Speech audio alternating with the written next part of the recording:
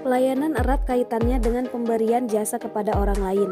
Di dalam perusahaan yang menawarkan produk berupa barang pun, masih akan menyediakan layanan jasa kepada pelanggannya minimal berupa customer care.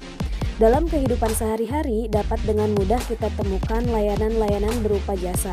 Misalnya, layanan angkutan umum, layanan rumah sakit, layanan operator seluler, dan masih banyak lagi.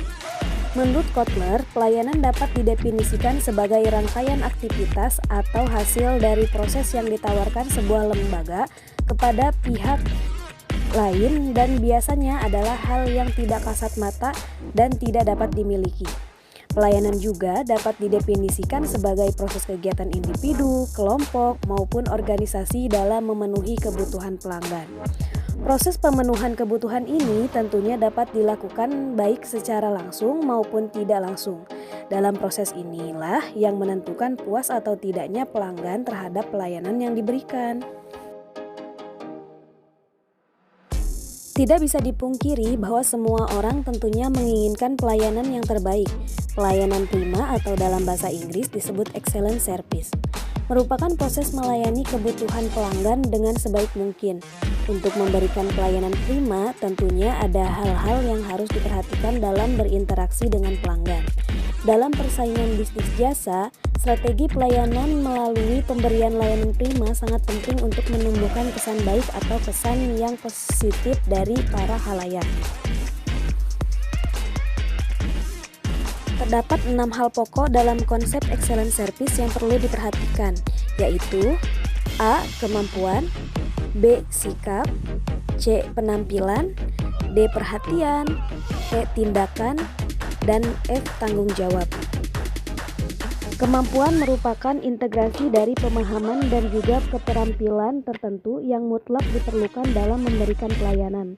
Kemampuan yang diperlukan meliputi pemahaman dalam bidang yang ditekuni, serta kemampuan dalam membangun komunikasi yang efektif pada halayak internal maupun eksternal. B. Sikap. Sikap adalah suatu perilaku yang harus ditonjolkan dalam menghadapi pelanggan atau pengguna. Ada 3 aspek sikap yang perlu diketahui, yaitu aspek kognitif atau keyakinan, aspek afektif, perasaan, dan aspek kognitif kecenderungan perilaku. C. Penampilan. Penampilan adalah hal yang terpancar baik fisik maupun non-fisik yang mampu merefleksikan kemampuan dan citra perusahaan. Penampilan seseorang berbanding searah dengan penilaian orang lain. Penampilan yang baik, rapi, dan sopan tentunya akan memberikan penilaian positif bagi orang lain. D. Perhatian. Perhatian adalah bentuk kepedulian penuh kepada pelanggan atau pengguna, baik dalam rangka pemenuhan kebutuhan maupun menanggapi atau memahami kritik dan saran. Respon yang baik terhadap pelanggan akan memberikan kesan yang baik pula bagi pelanggan.